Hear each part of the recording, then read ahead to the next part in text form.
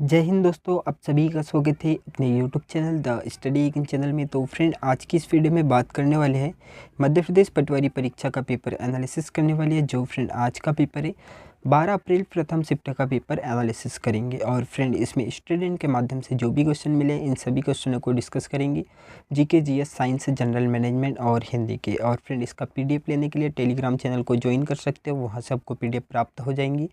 Description में link दिया हुआ है। तो चलिए फ्रेंड, देखते हैं कि आज की प्रथम शिफ्ट में कौन कौन से क्वेश्चन पूछे गए थे। फर्स्ट क्वेश्चन है फ्रेंड, क्षिप्रा नदी किस नदी में जाकर मिलती है। तो फ्रेंड, इसका आंसर करना है कि क्षिप्रा नदी किस नदी में जाकर मिलती है।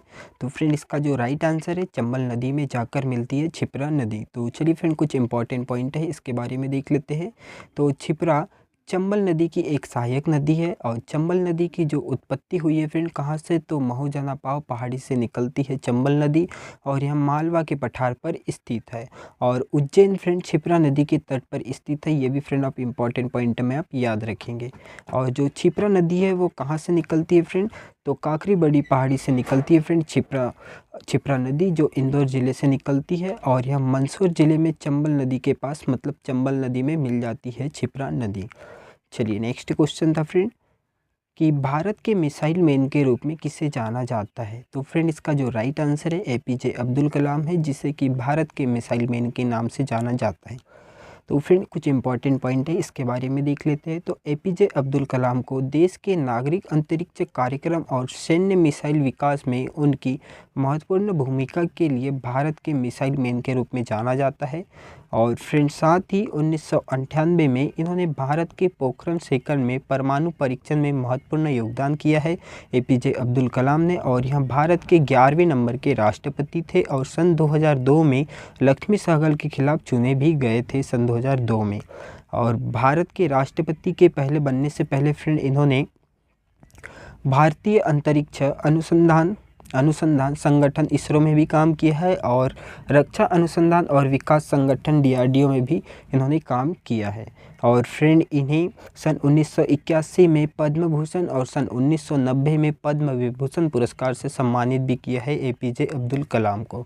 और सन 1976 में भारत का सर्वोच्च नागरिक सम्मान भारत रत्न भी प्राप्त किया है एपीजे अब्दुल कलाम ने सन 1997 में। चलिए नेक्स्ट क्वेश्चन था, रामधारी सिंह दिनकर की रचना कौन सी है। तो फ्रेंड, रामधारी सिंह दिनकर की रचना से फ्रेंड क्वेश्चन आया था। तो फ्रेंड, आप कमेंट करके जरूर बताना कि इनमें से कौन सी रचना पूछी गई थी रामधारी सिंह दिनकर की। तो फ्रेंड, इनकी रचना देख लेते हैं। तो रेणुका, कुरुक्षेत्र, रश्मिरथी, उर्वशी और परशुराम की प्रतिज्ञा, ये है फ्रेंड रामधारी सिंह दिनकर की प्रमुख रचनाएं। इन्हीं में से फ्रेंड कोई पूछा होगा। चलिए नेक्स्ट क्वेश्चन है कि भारत के मुख्य चुनाव आयुक्त को पद से कैसे हटाया जाता है। तो फ्रेंड, संसद द्वारा महाभियोग के जरिए फ्रेंड भारत के मुख्य चुनाव आयुक्त को हटाया जाता है। ये फ्रेंड आप याद रखेंगे। चलिए नेक्स्ट क्वेश्चन है कि पहली पंचवर्षीय योजना कब लागू की गई थी। तो फ्रेंड, पहली पंचवर्षीय योजना से फ्रेंड क्वेश्चन आया था। तो फ्रेंड, पहली पंचवर्षीय योजना के बारे में देख लेते हैं। तो फ्रेंड, जो पहली पंचवर्षीय योजना थी वो लागू हुई थी सन 1951 में। ये भी याद रखेंगे फ्रेंड कि कब लागू हुई थी, सन 1951 में। और जो योजना थी फ्रेंड कब से कब तक थी, तो 1951 से 1956 तक की यहाँ योजना थी। ये फ्रेंड आप याद रखेंगे। चलिए, और फ्रेंड, यह स्वतंत्र भारत के बाद भारत ने प्रथम प्रधानमंत्री जवाहरलाल नेहरू ने समाजवादी प्रभाव के तहत 1951 में अपना पहला 5 ईयर प्लान प्रस्तुत किया था। और यह हॉरेड डोमर मॉडल पर आधारित है फ्रेंड, हॉरेड डोमर मॉडल पर आधारित है। चलिए, और फ्रेंड, यह योजना कृषि, मूल्य स्थिरता, बिजली, परिवहन पर केंद्रित थी, प्रथम पंचवर्षीय योजना। चलिए नेक्स्ट क्वेश्चन है,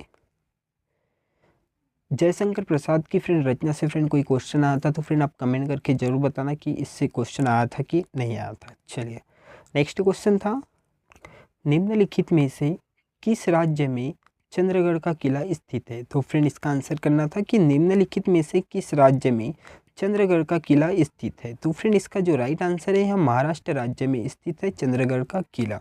तो फ्रेंड, इसके बारे में देख लेते हैं। तो चंद्रगढ़ का किला महाराष्ट्र राज्य में स्थित है और यह किला कृष्णा नदी के तट पर स्थित है। ये भी फ्रेंड आप याद रखेंगे।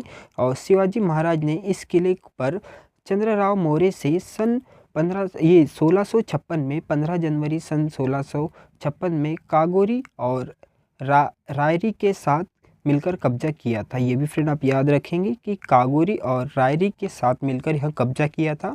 कब? तो 15 जनवरी सन 1656 में शिवाजी ने।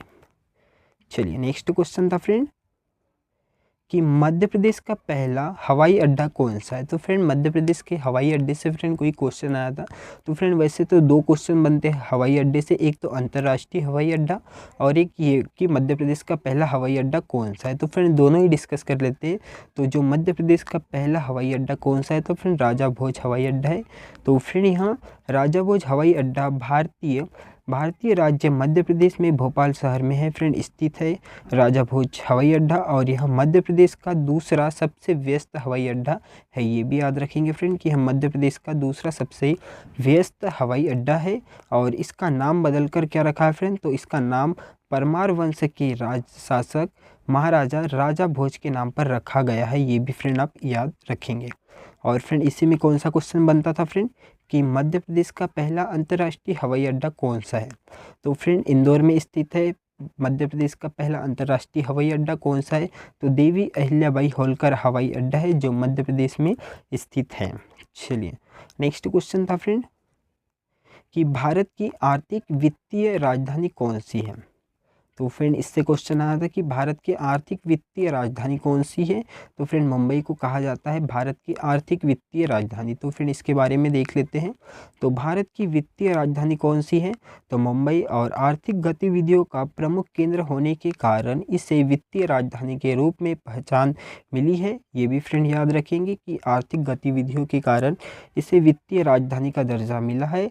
और फ्रेंड कोलकाता को भारत का सांस्कृतिक राजधानी माना जाता है। और भारत की धार्मिक राजधानी कौन सी है, वाराणसी। ये भी फ्रेंड आप याद रखेंगे कि भारत की धार्मिक राजधानी कौन सी है, वाराणसी। चलिए नेक्स्ट क्वेश्चन है कि भारत का पहला समुद्री संग्रहालय किस स्थान पर स्थापित करने की योजना है। तो फ्रेंड इसका आंसर करना है कि भारत का पहला समुद्री संग्रहालय किस स्थान पर स्थापित करने की योजना है। तो फ्रेंड इसका जो राइट आंसर है लोथल गुजरात में करने की योजना है। तो फ्रेंड इसके बारे में देख लेते हैं। तो सरकार गुजरात ने के लोथल में भारत का पहला राष्ट्रीय समुद्री विरासत परिसर स्थापित करने की योजना बना रहा है। और संग्रहालय को लोथल गुजरात में सांस्कृतिक मंत्रालय द्वारा बंदरगाह जहाज रानी और जलमार्ग मंत्रालय के सहयोग से स्थापित किया जाएगा। चलिए नेक्स्ट क्वेश्चन है फ्रेंड कि भारत में बैंकों का राष्ट्रीयकरण कब किया गया था और उनकी संख्या कितनी है। तो फ्रेंड भारत में बैंकों का राष्ट्रीयकरण से फ्रेंड क्वेश्चन आया था। तो फ्रेंड इसके बारे में देख लेते हैं। तो 19 जुलाई सन 1969 को 14 प्रमुख निजी वाणिज्य बैंकों का राष्ट्रीयकरण किया गया था। ये पहली बार किया गया था। चलिए तो फ्रेंड कुछ इंपॉर्टेंट पॉइंट है इसके बारे में देख लेते हैं। तो 19 जुलाई सन 1969 को 14 प्रमुख निजी वाणिज्य बैंकों का राष्ट्रीयकरण किया गया था। चलिए नेक्स्ट क्वेश्चन था कि हेनले पासपोर्ट इंडेक्स 2022 में भारत का स्थान क्या रहा था। तो हेनले पासपोर्ट इंडेक्स 2022 में भारत का क्या स्थान रहा था, तो 87वें स्थान पर रहा था। फ्रेंड आप ये याद रखेंगे। चलिए तो इसके बारे में देखते हैं। तो 11 जनवरी सन 2022 को रिपोर्ट के अनुसार भारत 87वें स्थान पर रहा है, 87वें नंबर पर रहा है फ्रेंड, ये आप याद रखेंगे। और आर्मेनिया ने भारत को अपनी मतलब जो मुक्त वीज़ा परियोजना थी इससे बाहर कर दिया है। इसी की वजह से फ्रेंड एक पायदान ये नीचे आ गिरा है। चलिए और फ्रेंड इंडेक्स में शीर्ष स्थान पर कौन है, तो जापान और सिंगापुर फ्रेंड ये शीर्ष स्थान पर है। और दूसरे स्थान पर है जर्मनी और दक्षिण कोरिया। चलिए नेक्स्ट क्वेश्चन है लुसाई हिल्स कहाँ पर स्थित है। तो फ्रेंड लुसाई हिल्स से फ्रेंड क्वेश्चन आया था। तो यह त्रिपुरा और मिजोरम की सीमा पर स्थित है लुसाई हिल्स। तो लुसाई पहाड़ियाँ कटपाई श्रृंखला का एक हिस्सा है और लुसाई पहाड़ियाँ त्रिपुरा और मिजोरम की सीमा पर स्थित है। और पवंगपुई चोटी लुसाई पहाड़ी की सबसे ऊंची चोटी है। ये भी फ्रेंड आप याद रखेंगे कि जो पवंगपुई चोटी है वह लुसाई पहाड़ी की सबसे ऊंची चोटी है। चलिए नेक्स्ट क्वेश्चन पूछा था फ्रेंड, तीरंदाजी से फ्रेंड एक प्रश्न पूछा गया था, तो फ्रेंड आप कमेंट करके ज़रूर बताना कि तीरंदाजी से कौन सा क्वेश्चन पूछा गया था। नेक्स्ट जो क्वेश्चन पूछा था फ्रेंड कि राज्यपाल की नियुक्ति से संबंधित एक क्वेश्चन पूछा गया था। तो अनुच्छेद 155 के अनुसार किसी भी राज्य के राज्यपाल को राष्ट्रपति द्वारा उनके हस्ताक्षर और मोहर के तहत वारंट द्वारा नियुक्त किया जाता है। ये फ्रेंड आप याद रखेंगे। चलिए नेक्स्ट क्वेश्चन था, इल्बर्ट बिल्स विधेयक से फ्रेंड एक क्वेश्चन आया था, तो फ्रेंड इसके बारे में देख लेते हैं। तो वायसराय लॉर्ड रिपन के कार्यकाल के दौरान इल्बर्ट बिल लगाया गया था और यह बिल 9 फरवरी सन 1883 में लगाया गया था। ये भी फ्रेंड आप याद रखेंगे।